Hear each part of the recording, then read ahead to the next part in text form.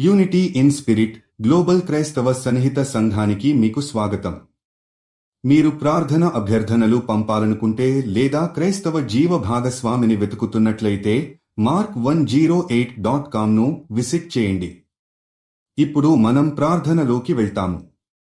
ప్రభువా, మీరు మా జీవితాలలో ప్రేమ, శాంతి మరియు సామరస్యాన్ని నింపినట్లుగా ఈ ప్రపంచంలో ప్రతి సంబంధంలో కూడా శాంతిని స్థాపించాలని మనం ప్రార్థిస్తున్నాము. మీరు మా కుటుంబాలు, స్నేహితులు మరియు సహచరులతో ఉన్న సంబంధాలలో మీ అంగీకారం మరియు హితవు చేర్చండి. ప్రభువా, మీరు శాంతి యొక్క దేవుడు. మీరు ఇచ్చే దయతో శాంతియుత సంబంధాలను నిర్మించడానికి మాకు ఆలోచనలతో సహాయం చేయండి. మా మాటలు మరియు క్రియలు ఎప్పుడూ దయతో సమాజంలో శాంతిని నింపేందుకు దారితీస్తాయి.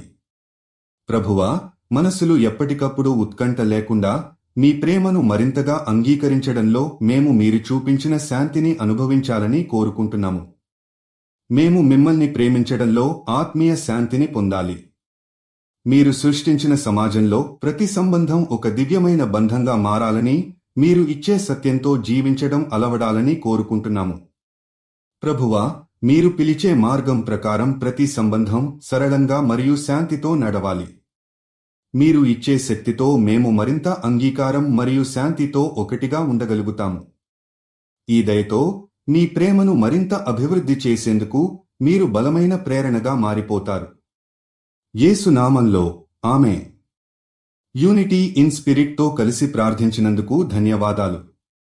మీరు విశ్వాసం కలిగిన జీవిత భాగస్వామిని వెతుకుతున్నట్లయితే mark108.com ను విజిట్ చేయండి.